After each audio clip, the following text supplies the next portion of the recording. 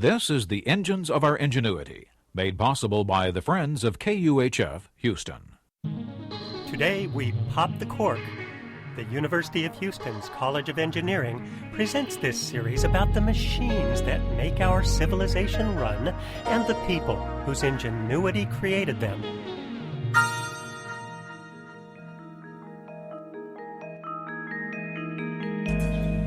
Weddings, ship launchings, New Year's Eve.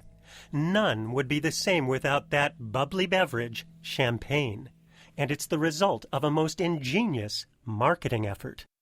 Champagne takes its name from a specific region of France where it's produced. In the late 18th century, champagne was recognized as a luxury item of the wealthy.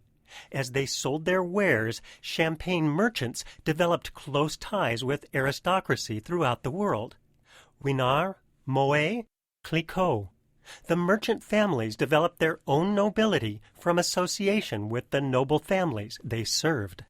But in their hearts, the merchants remained merchants. With a recognized brand and a vast unserved market of middle-class consumers, there was money to be made. And beginning in the early 19th century, the champagne merchants began one of the most impressive and longest-lasting marketing efforts in history. Print advertising, public relations spectacles, gifted salesmen.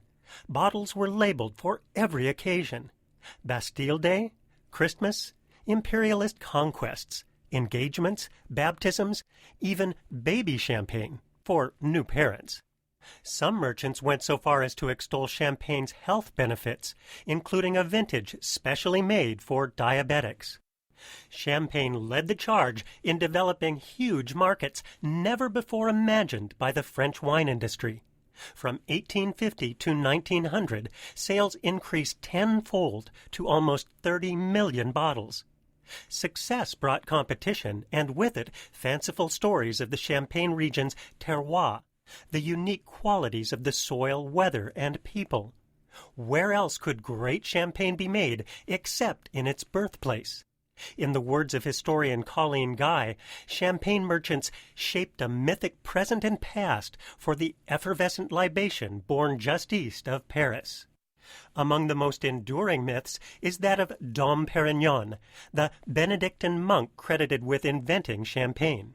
He didn't, but the story of a monk dutifully refining the secrets of champagne making was simply too good for the public to resist.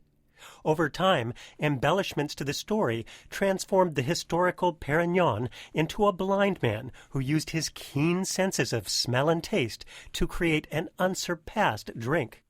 A saintly monk. What better way to sell champagne than to connect it with the church?